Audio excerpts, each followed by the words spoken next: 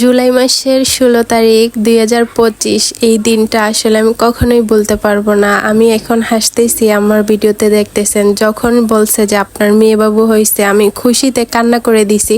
আমার অনেক বেশি আনন্দ হয়েছে যে আল্লাহর কাছে আমি মেয়ে বাবু চাইছিলাম, আল্লাহ আমাকে একটা কন্যা সন্তান দিয়েছে। আমার হাজব্যান্ডও অনেক অনেক বেশি খুশি হয়েছে যে ও অনেক বেশি বেশি আবদার করছিল আল্লাহ আমাকে যেন একটা কন্যা সন্তান দেয়। আর এই কষ্টের দিনগুলো আমি কখনোই বলতে পারবো না। আমার হাজব্যান্ড, আমার মা, আমার ভাই বোন আমার জন্য যেত করছে, সত্যি ওদেরকে যদি কিছু বলি সবসময় কম হয়ে যাবে। এই যে মানুষটাকে দেখতেছেন, ও আমার জন্য যা করছে মনে হয় উনি আমার আরেকটা মা। সবাই বলে না মা ছাড়া মা হওয়া অনেক কষ্ট, আসলেই অনেক কষ্ট, কিন্তু আমি কষ্ট জিনিসটা একটুও বুঝি নাই। আমি তো আমার একটা মা না, আমি আরেকটা মা পাইছি, কারণ আমার বড় বোন ও তো আমার মায়ের মতনই। সত্যি আমি যদি কান্না করি ও আমার সাথে কান্না করে দেয়। আমি এত কষ্ট পাইছি এই দিনগুলোতে, কিন্তু আমার আপু আমাকে অনেক অনেক বেশি সাপোর্ট করছে। আমার ভাইয়া ভাবি সবাই, আমার হাজব্যান্ড, ওরা মানে যেভাবে সাপোর্ট করছে এই দিনগুলোর কথা মনে পড়লে আমার সত্যি খুব বেশি কষ্ট লাগে। কিন্তু কিছু মানুষ আছে কখনোই আমাকে একসাথে দেখে না,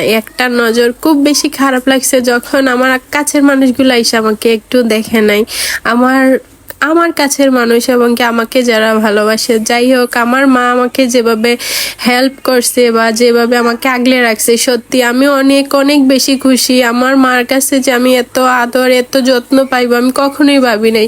আমি যখন থেকেই বড় হয়েছি তখন থেকে আমি আমার মার কাছে কখনোই কষ্ট পাই নাই। সত্যি আমার মেয়ে আমার পেটে আসার পর থেকে আমি অনেক বেশি আমার মনে হয় না আমার মতো কেউ সুখ করছে বা কেউ সুখী। সত্যি আমি অনেক সুখী। যেমন আমার হাজবেন্ডের কাছে, এমন আমার দাদা ভাই বোন সবার কাছে আমি হেল্প পাইছি, কিন্তু আমার আপন মানুষগুলো আমার কাছে আসে নাই। আমার একটুও কষ্ট লাগে না যে ওরা আমার কাছে আসে না, কিন্তু আমার মেয়ের জন্য সবাই দূর থেকে যারা দেখবেন আমার মেয়ের জন্য দোয়া করবেন যাতে আমার মেয়েকে আল্লাহ নেক হায়াত দান করে। আর মানুষে বলে মা ছাড়া মা হওয়া যায় না, আসলে মা ছাড়া মা হওয়া অনেক কষ্ট। আর আমি কষ্ট জিনিসটা তো বুঝিই নাই। তো সবাই আমার মেয়ের জন্য দোয়া করবেন, বারবার বলতেছিলাম, কারণ আমি বয়স দিতে পারতেছি না। আমার খুব বেশি কষ্ট লাগতেছিল যেই দিনগুলোর কথা মনে হয়। তুমি জানো মা, তোমার নানু তোমার জন্য কত কিছু করছে, তোমার নানু, তোমার আপু, তোমার মা, তোমার তো দুইটা মা, জানো তোমার মা তোমার জন্য কত কিছু করছে। হাজবেন্ডের কথা না বললেই না, ও যে আমাকে এভাবে হেল্প করবে, এভাবে সাপোর্ট করবে। সত্যি আমি চাইছিলাম যে আমার যদি বাবু হয় যাতে আমার পাশে দেখে, ও আমার সাথে দেখে।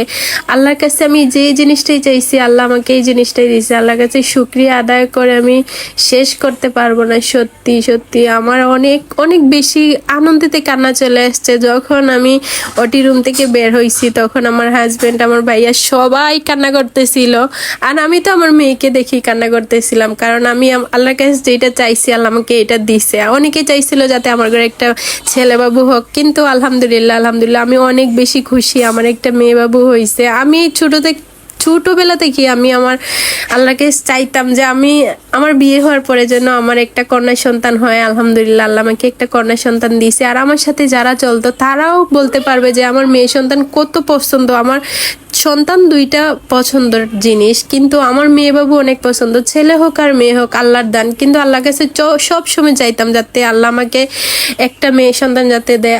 সবাই মেয়েকে অবহেলা করে এবং কি অবহেলিত হয় মেয়েরা। আমার মেয়েকে আমি যতটুকু পারবো সব সময় রাজরানীর মতো করে রাখবো। বিয়ে দেওয়া যদি নিয়ম না থাকতো তাহলে আমার মেয়েকে কখনোই আমি বিয়ে দিতাম না, মাথায় তুলে রাখতাম। কিন্তু আমাদের এই সমাজে বিয়ে দিতে হবে, কারণ বিয়ে না দিলে হবে না। যাই হোক, অনেক ইমোশনাল কথা বলে ফেলছি। সবাই আমার মেয়ের জন্য দোয়া করবেন। আর ভিডিওটা যদি ভালো লাগে অবশ্যই লাইক কমেন্ট এবং শেয়ার করে পাশে থাকবেন। আর এই ভিডিওটা অনেক বড় হয়ে গেছে, এই ভিডিওটা আমার মেয়ের জন্য করছি আর আমার হাজবেন্ডের জন্য করছি।